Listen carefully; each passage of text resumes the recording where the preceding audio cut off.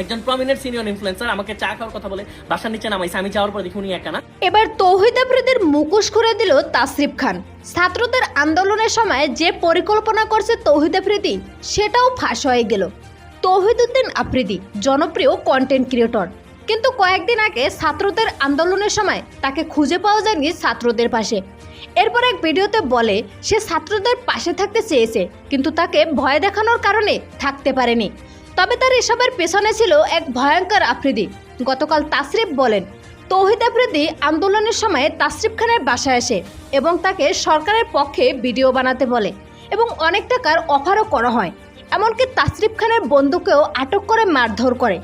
তাসরিফ আরও বলেন, সে সময় তৌহিদ আফ্রিদির সাথে আরও গুন্ডা ও আইনের লোক নিয়ে এসেছিল, তাই তখন ভয়ে এক পর্যায়ে বাড়ি ছেড়ে পালাতে বাধ্য হয় সে। কিন্তু এখন যখন ছাত্রদের জয় হয়েছে, এখন দুমুখ সাপের মতো এসে কান্না করতেছে। সবের তৌহিদ আফ্রিদিকে নিয়ে আপনার মতামত কি জানিয়ে দিন কমেন্ট করে।